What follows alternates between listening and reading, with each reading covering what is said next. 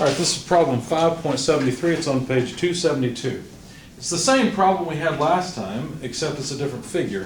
For the beam and loading shown, determine A, magnitude and location of the resultant of the distributed load, and B, the reactions at the beam supports. Hopefully you realize that if we just had the resultant of the distributed load and where it's at, we can get the reactions at the support, just based on that. We don't actually have to integrate the entire area or the moment of that area in order to come up with an answer to the question.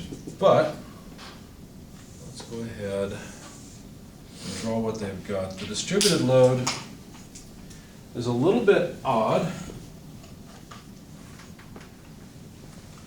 You're going to see me struggle just a little bit because I don't really remember how to deal with parabolas. But let's see what we can do. So the vertex is there, the shape of this curve is supposed to be a parabola, and it's a parabolic load. So the magnitude of the load on this end of the vertex is 900 newtons per meter.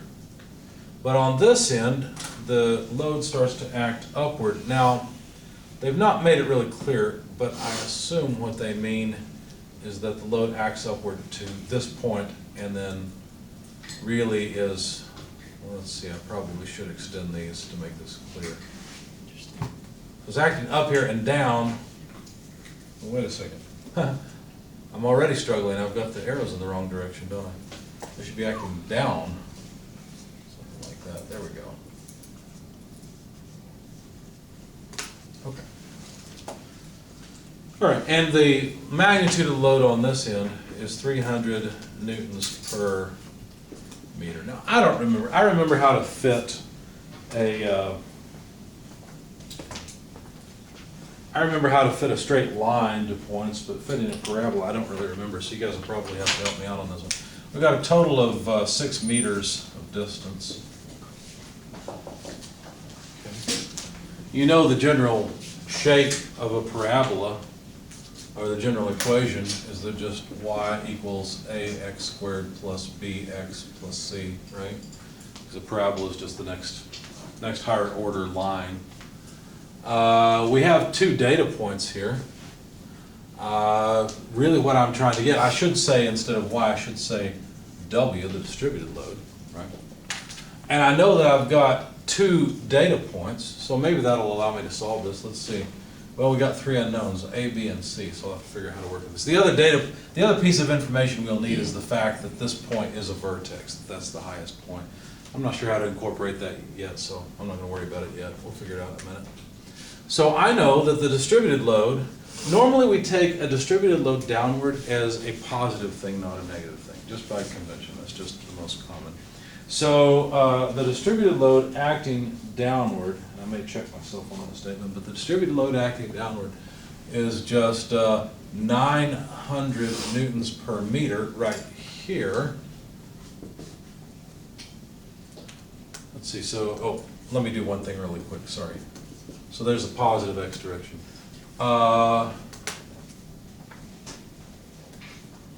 And I don't know what A is, but this would be at x equal to 6 meters squared plus B times 6 meters, because I understand that's what x is equal to, plus C, right? So the unknown is not x, it's A, B, and C. That's what I'm looking for in order to parameterize this curve and make a proper parabola out of it. But the other data point I have, so this is over at B, this is at A, so at point B we get this information. At A, we get the information that negative 300 newtons per meter equals A times, well, x is just 0 meters plus B times 0 meters plus C. So this tells us that C is equal to negative 300 newtons per meter, because the other terms just went away. That's helpful, but we still don't know A and B. So what I'll have to do is figure out how to incorporate the information that this is a vertex. I'm going to just pull out the calculus because I think that's the easiest tool to use here. Think about it. What we know is that at this point the slope is 0, right? What does slope mean? Well, it's the derivative. So dw by dx, the derivative of this equation, would just be 2ax plus b, right? Now, notice, yeah, that should work. So I'm just taking the derivative with respect to x. In other words, the slope, when I get to x equals 6, is 0. So if I evaluate this at x equal to 6, I should get 0. Because that's what this being a vertex means. Does that make sense? So let's see if this helps us and gives us a relationship between A and B. So if I plug in x equals 6, then I'll have 2 times A, 6 meters, plus B equals 0. So basically, 0 equals 12A plus B. So that gives me my relationship between A and B. I can plug that in here, and then I should be able to solve for A and B. And we've already got C, like I said. So let me make a note over here. W equals AX squared plus BX plus C. And I know C is just minus 300. Okay? So let's see. Probably the easiest thing to do is say 12A equals negative B, or negative 12A equals B. And then don't need this anymore. So here I can say 900 equals A, 6 squared is 36, plus B, but B is negative 12A, times 6 minus 300, because C is negative 300. So now all I've got to do is solve for A. So let's see. 6 times 12 is what, 72? So 72 is twice 36, so this is negative 36A minus 300 equals 900. So if we pull this to the other side, that'd be 1200 equals negative 36A, and so A is negative 1200 over 36, if I'm thinking right. Okay. So what is 1200 over 36? Negative 33.333 repeat. And did anybody notice a mistake along the way, or are we doing okay? We'll double check it and make sure. So we've got A now. And we should be able to find B. All we have to do is multiply negative 12 by the 33.3 repeating. If you still have that in your calculator, just multiply it by 12. What do we get for B? Negative 400 even. You mean positive? Positive, yeah. Okay. Because it's negative times negative. Yeah. Let's do some spot checks. Let's plug in x equals 6 and see if this works. So try that if you would. 36 times negative 33.3 repeating plus 400 times 6 minus 300 should come out to 900, does it? Let's make sure I've solved these equations properly.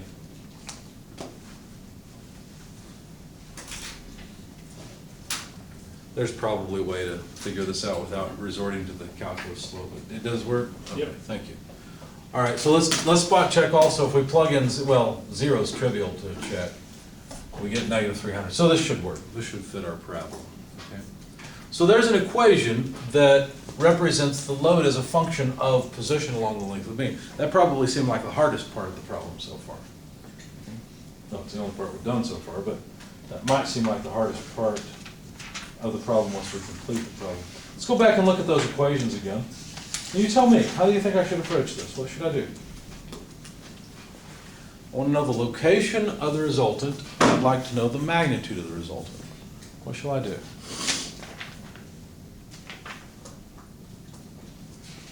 Well, it's just like the last problem, except that we can't add up area under the curve as easily with this one, right? Part of this pushes up, part of this distributed load pushes down. But how much area is underneath the curve? It's the same question as last time. So shouldn't we simply use the equation they've given us in this section, which says the resultant of the distributed load is the integral of the distributed load added up over the length of the beam, right? All I'm going to do is integrate along the length of the beam and add up the distributed load. So, integrating from 0 out to 6 meters, the load is negative 33.3 repeating x squared plus 400 x minus 300 dx. By the way, did you know you can perform integration on your calculator? your calculator can perform numerical integration, even with a very basic scientific calculator. Most of them can do it. So first time I taught this course, I realized we needed a lot of integration, so I just brought in my calculator. We all figured out how to use our calculators to do integrals. It wasn't too bad. Anyway, so if you don't remember how to integrate this, you just raise the order 1 and divide by that same thing. So negative 33.3 repeating, x cubed over 3, plus 400, and this raise it 1 squared, divide by the exponent, is 2, minus 300. It's understood this is x to the 0, so this becomes x, evaluated from 0 to 6. When we plug in 0 to the lower limit, it'll all go away, which is pretty handy. So minus 300, or minus 33.3 repeating, 6 cubed over 3 plus 400 times 6 squared over 2 minus 300 times 6 should tell us the total load. Let's check the units while we're at it. What are the loads of all this stuff? Or what are the units of all this load stuff? Well, these are just pound or newtons per meter, aren't they? So all of this has units of newtons per meter. dx has units of meters, so all we get out of this is just newtons of load. See? So our units are newtons. Okay, so what do we have for our number? By the way, should it be positive or negative? Positive. It should be positive because most of the load's acting downward. We assume that was the positive direction. If you'd assume the opposite sign, then it would be negative. All of our signs would be flipped if you wanted to consider loads up as positive and loads down as negative. That would be fine too. So what do we get?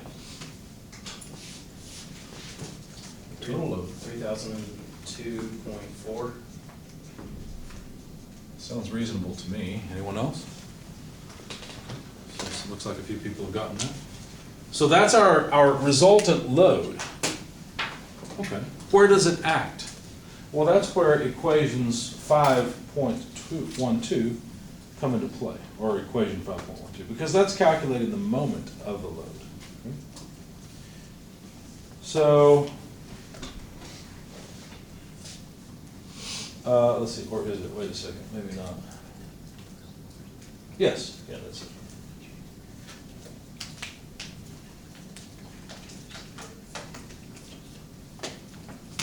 So let's copy this down and use it as well. So what we did is we first of all calculated the total load. Now let's get the location. Now your author writes it this way, and I think it's kind of an odd way to write. I understand why he's doing it, it's just sort of odd.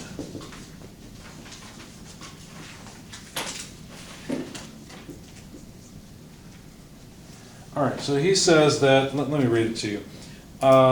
We obtain the point of application P of the equivalent concentrated load W by setting the moment of W about O equal to the sum of the moments of the element loads dW about O. That's a whole lot of words to say if we are summing moments about this point then is what he's calling O. The location of the reaction, or the resultant, is going to be called point P, and the distance between those two is the distance O to P, you see? So he's saying, notice how this is a moment. Distance times resultant is the moment of the load, you see? And that's equal to x times dW.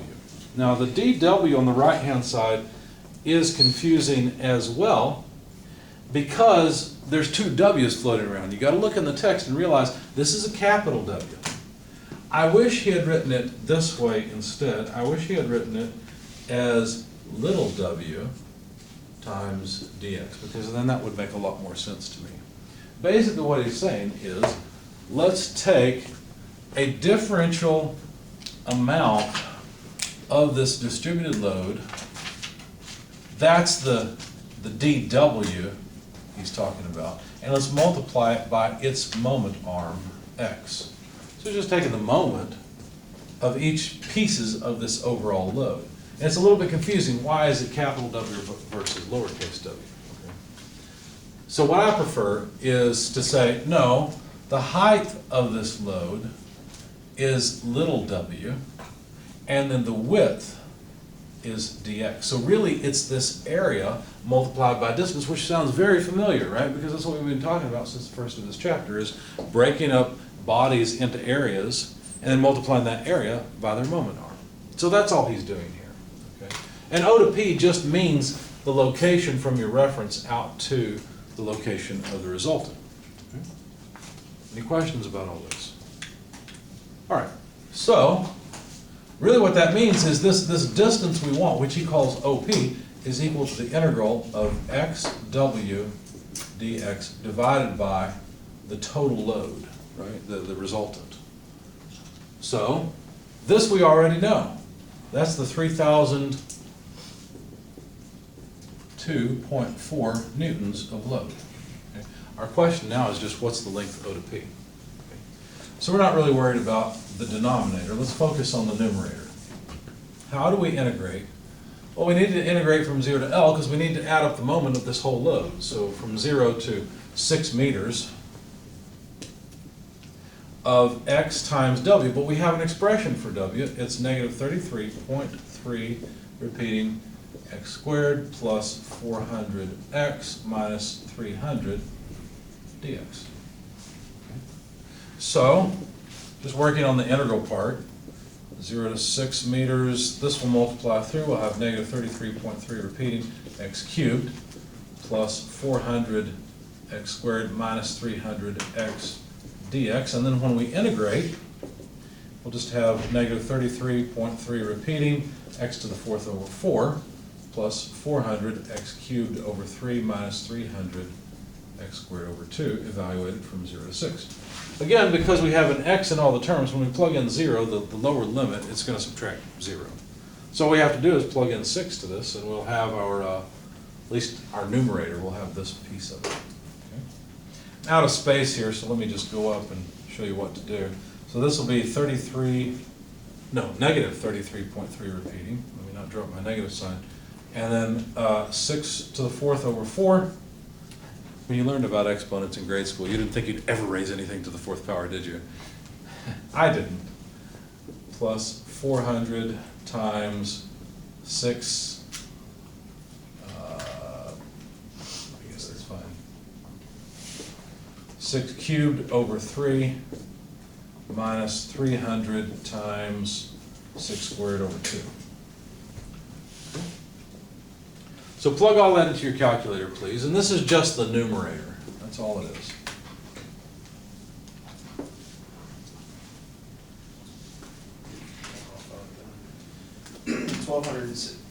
$12,610.8. And we call that, oh, okay, that's fine. You gave it to me. And of course, what would the units be? Well, let's see. dx has what units? The distance, so it's what? Inches. Well, meters, because we're in metric. You're fine. W, lowercase w, has what units? Newton per meter. And x has what units? Well, that's just meters. So if we multiply meters by Newton meters, we get newtons times meters. This whole thing will just be Newton meters, right? By the way, anyone second that number? Or did we get something else? I second. Second? Okay. That's just the numerator so far, right? We then need to divide this by the denominator W of 3002.4 newtons, and look at what happens. We get meters out of this. Okay? So if you still have that in your calculator, divide it by 3002.4. What do we get? So it'd be 4.2 meters. So that's how far over the resultant of that distributed load acts. You see? Any questions about all this? Does it make sense in a 6-meter beam that the resultant acts that far over? Yeah. Most of the load's over here, so sure, that makes a lot of sense. Okay. Any questions? Okay.